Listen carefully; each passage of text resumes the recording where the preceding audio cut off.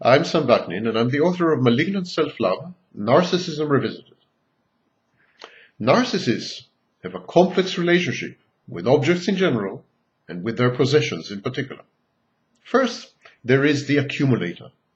This kind of narcissist jealously guards his possessions, his collections, his furniture, his cars, his children, his women, his money, his credit cards. Objects comfort the accumulating narcissist. They remind him of his status. They are linked to gratifying events and thus constitute in themselves secondary sources of narcissistic supply.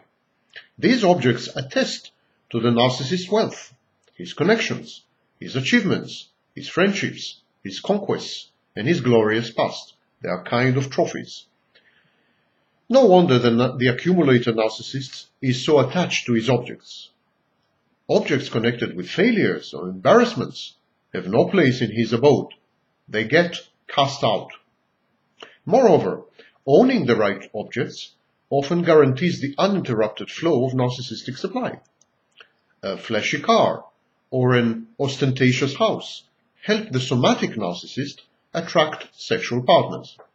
Owning a high-powered computer and a broadband connection or a sizable and expensive library facilitate the intellectual pursuits of the cerebral narcissist. Sporting a glamorous wife and politically correct kids is indispensable in the careers of the narcissistic politician or show business or diplomat. The narcissist parades his objects, flaunts them, consumes them conspicuously, praises them vocally, draws attention to them compulsively, brags about them incessantly. When they fail to elicit narcissistic supply, when they fail to provoke admiration, adulation, marvel, awe, the narcissist feels wounded, humiliated, deprived, discriminated against, the victim of a conspiracy, in general, unloved. Objects often make the accumulated narcissist what he is. They are an inseparable part of his pathology. This type of narcissist is possessive. He obsesses about his belongings and collects them compulsively. He counts his money incessantly. He brands his objects as his own. He infuses them with his spirit and with his personality. He attributes to his objects his own traits. He projects onto them his thwarted emotions, his fears, his hopes. Objects and possessions are an integral part of the accumulated narcissist, inseparable. They provide him with emotional succor. Such a narcissist, an accumulator, is likely to say, "My car is daring and unstoppable," or "How clever is my computer," or "My dog is cunning," or "My wife craves attention." All these are, of course, his own properties, qualities, and traits. The narcissist often compares people to the inanimate. Himself he sees as a computer or a sex machine. His wife he regards as some kind of luxury good. The narcissist loves objects. He relates to them. Things he fails to do with humans, he does with objects. This is why he objectifies people. It makes it easier for him to interact with them. Objects are predictable. They are reliable, always there. They're obedient, easy to control and manipulate, universally desired, and they never talk back. A long time ago, I was asked if objects or pets could serve as sources of narcissistic supply. Well, the answer is, of course, yes. And especially so with a second type of narcissist, the discarder. Anything can serve as a source of narcissistic supply, providing that it has the potential to attract people's attention and be the subject of their admiration. This is why narcissists are enamored of status symbols. In other words, objects which comprehensively encapsulate, concisely convey a host of data regarding their owners. These data generate a reaction in people. They make them look at a narcissist, admire him, envy him, dream about his possession, compare him to others, or aspire to be him.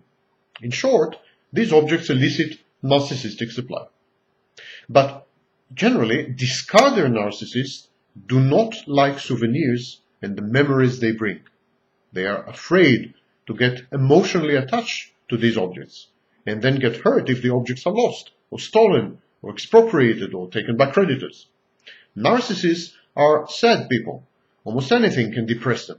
A tune, photograph, a work of art, a book, a mental image, or a voice. Narcissists are people who divorced their emotions because their emotions are mostly negative and painful, colored by their basic trauma, by the early abuses that they have suffered. So objects, situations, voices, sights, colors, they all can and do provoke and evoke unwanted memories in the narcissist. The narcissist tries to avoid these pains and hurts and memories. The discarder narcissist carelessly discards or gives away hard-won objects, memorabilia, gifts, and property.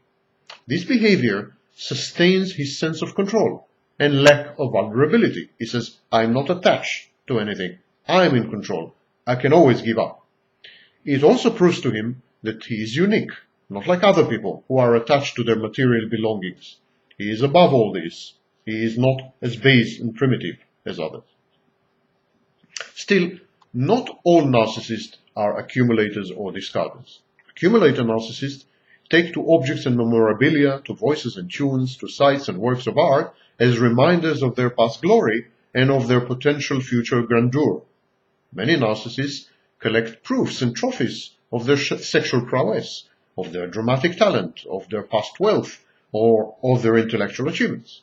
They file these objects away almost compulsively. They have huge archives, huge shrines to themselves. These are narcissistic handles. Narcissistic handle, the object that reminds the narcissist of his past, operates through the mechanism of narcissistic branding. An example, objects which belong to former lovers are stamped by them and become their full-fledged representations. They are fetishized. By interacting with these objects, the narcissist recreates a narcissistic supply-rich situation within which the objects were introduced into his life in the first place. This is magical thinking. That part represents the whole, and the whole represents the positive, gratifying experience of narcissistic supply. Some clairvoyants claim to be able to extract all the information regarding the present, past, and future states of the owner of an object by holding it. It is as though the object, the memory, or the sound carry the narcissist back to where and when narcissistic supply was abundant.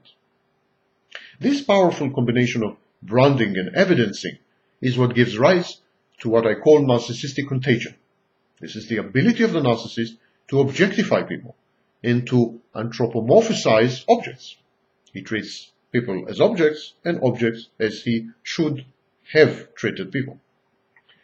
This whole process of objectifying people and humanizing objects is simply a way of optimizing or actually maximizing narcissistic supply.